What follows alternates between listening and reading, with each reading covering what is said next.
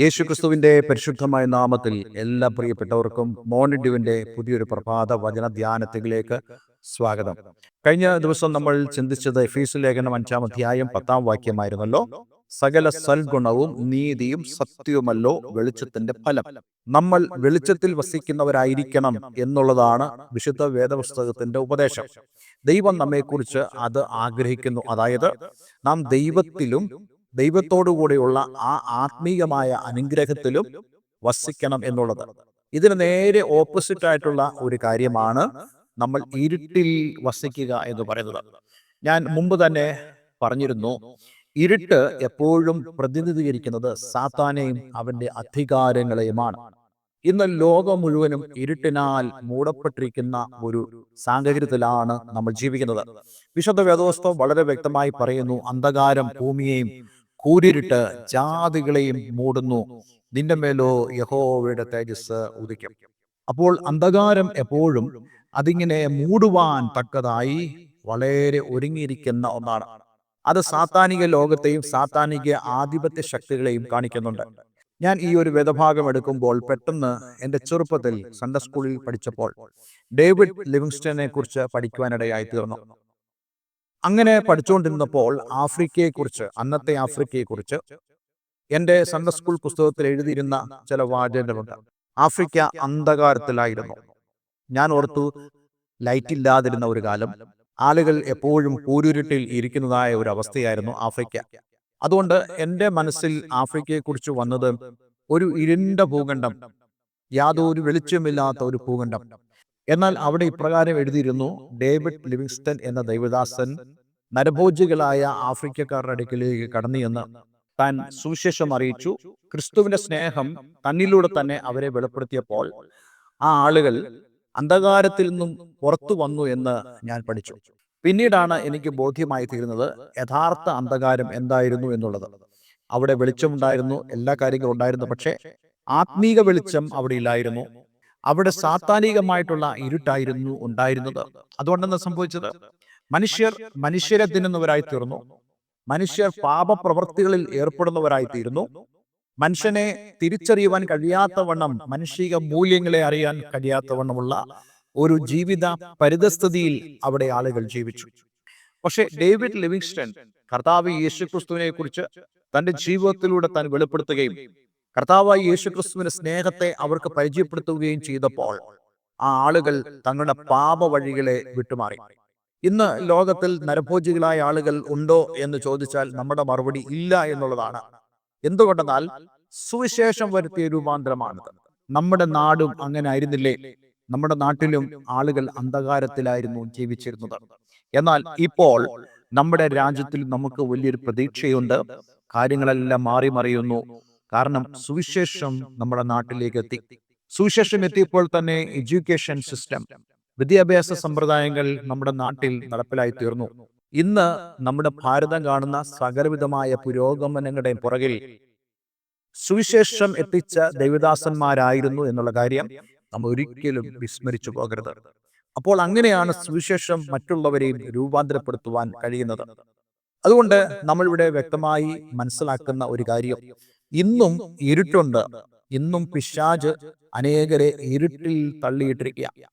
അവർ ദൈവത്തെ അറിയാൻ കൂട്ടാക്കുന്നില്ല. അവർ ദൈവസ്നേഹത്തെക്കുറിച്ച് അറിയുന്നില്ല, മനസ്സിലാക്കാൻ അവർക്ക് കഴിയുന്നില്ല.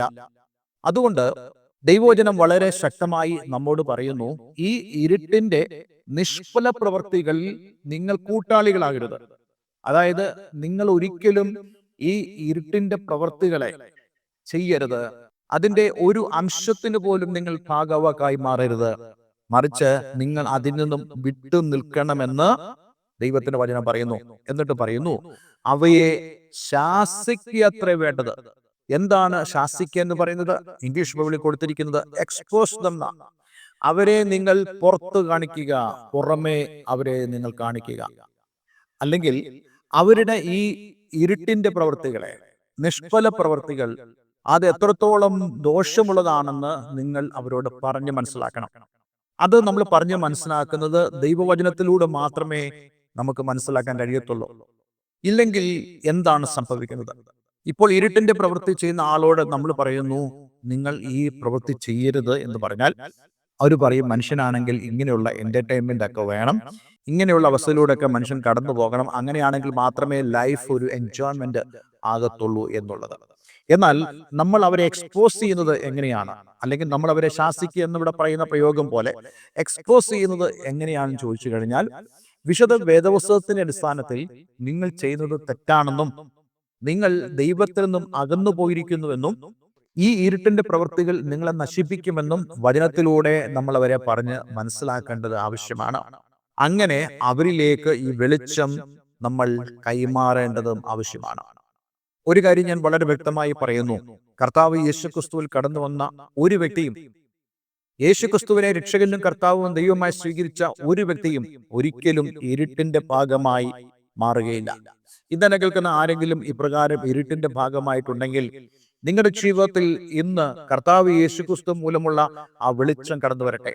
ആ വെളിച്ചം കടന്നു വന്നാൽ നമ്മൾ കഴിഞ്ഞ ദിവസം ചിന്തിച്ചതുപോലെ സകല സൽഗുണവും, സ്നേഹം, സന്തോഷം, സമാധാനം, ദീർഘക്ഷമ, ദയ, പരോപകാരം, വിശ്വസ്ത, സൗമ്യത, ഇന്ദ്രിജയം, ദൈവിക സമാധാനം, നീതി, ദൈവം നമുക്ക് നൽകുന്ന നീതി, അതിന്റെ ഫലങ്ങൾ, അതുപോലെ സത്യം, ഇതെല്ലാം നമ്മുടെ ജീവിതത്തിൽ വെളിപ്പെട്ട് വരും. ഇത് അനുഭവിക്കുന്ന ധാരാളം പേർ എന്നെ കേൾക്കുന്നുണ്ട് എന്ന് എനിക്കറിയാം. നമ്മളൊക്കെ വളരെ ഭാഗ്യമുള്ളവരാണ്. കാരണം ഈ വെളിച്ചത്തിലേക്ക് വരുവാൻ ദൈവം നമുക്ക് സാവകാശം തന്നു, ദൈവം നമുക്ക് അവസരം തന്നു. ഈ വെളിച്ചത്തിൽ നമ്മൾ നിൽക്കണം, വെളിച്ചത്തിൽ നമ്മൾ നടക്കണം. വളരെയധികം പ്രധാനപ്പെട്ട ചില പ്രയോഗങ്ങൾ ഇതുമായി ഉണ്ട്. അത് ഞാൻ നിങ്ങളോട് അടുത്ത ദിവസങ്ങൾ സംസാരിക്കാൻ ആഗ്രഹിക്കുന്നുണ്ട്. അതുകൊണ്ട് പ്രിയമുള്ളവരെ, വെളിച്ചത്തിന് കൂട്ടാളികളാകരുത്. അതിന്റെ നിഷ്ഫല പ്രവൃത്തികളിൽ നിങ്ങൾ ഏർപ്പെടരുത്. അങ്ങനെ ഏർപ്പെട്ടാൽ നിങ്ങൾക്ക് യാതൊരു പ്രയോജനവും ഉണ്ടാവുകയില്ല.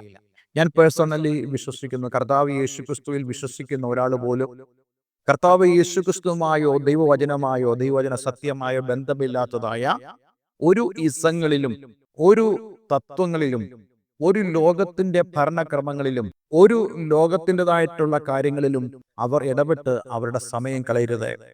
മറിച്ച് നിങ്ങൾ വെളിച്ചത്തിൽ നടക്കണം. അനേകരെ കർത്താവ് യേശുക്രിസ്തുവിലേക്ക് രൂപാന്തരപ്പെടുത്തുന്നവർ നിങ്ങൾ ആയിത്തീരണം. അങ്ങനെയാണെങ്കിൽ നമ്മുടെ ജീവിതം ഏറ്റവും അനുഗ്രഹിക്കപ്പെടുവാനിടയായിത്തീരും. ഒരു വാക്ക് നമുക്ക് പ്രാർത്ഥിക്കാം. സ്വർഗീയപിതാവേ, ഇന്ന് ഞങ്ങളെ കേൾപ്പിച്ച വളരെ അനുഗ്രഹിക്കപ്പെട്ട സന്ദേശത്തിനായി സ്തോത്രം. അന്ധകാരത്തിൽ നിന്നും അത്ഭുത പ്രകാശത്തിലേക്ക് ഞങ്ങളെ അങ്ങ് വിളിച്ചുവെന്നും ഞങ്ങൾ ഒരിക്കലും ഇനി അന്ധകാരത്തിലേക്ക് മടങ്ങിപ്പോകാതെ അതിൻ്റെ പ്രവർത്തികൾക്ക് കൂട്ടാളികളായി തീരാതെ കർത്താവ് യേശുക്രിസ്തുവിൽ ഞങ്ങളുടെ ജീവിതം സമർപ്പിച്ച് മുന്നോട്ട് പോകുവാൻ ഞങ്ങളെ ഏവരെയും സഹായിക്കണമേ. ഏതെങ്കിലും തരത്തിൽ ഇരുട്ടിൻ്റെ നിഷ്ഫല പ്രവർത്തികൾക്ക് കൂട്ടാളികളായി തീരുന്ന ആരെങ്കിലും എന്നെ കേൾക്കുന്നുണ്ടെങ്കിൽ, ഇന്ന് ദൈവവചനത്തിൻ്റെ അടിസ്ഥാനത്തിൽ വലിയൊരു വിടുതൽ അവരുടെ ജീവിതത്തിൽ സംഭവിക്കണമെന്ന് പ്രാർത്ഥിക്കുന്നു. പ്രാർത്ഥന കേട്ടതിന് നന്ദി. യേശുക്രിസ്തുവിൻ നാമത്തിൽ തന്നെ. ആമേൻ, ആമേൻ. ഇന്നത്തെ വേദവചനം നിങ്ങളുടെ ജീവിതത്തിൽ വളരെ അനുഗ്രഹപ്രദമായി തീർന്നു എന്ന് ഞാൻ വിശ്വസിക്കുന്നു. ഈ സ്ക്രീനിൽ കാണുന്ന ഫോൺ നമ്പറിൽ ഞങ്ങളെ വിളിക്കുക. എല്ലാവരും ദൈവം അനുഗ്രഹിക്കട്ടെ. Have A nice day. God bless you all.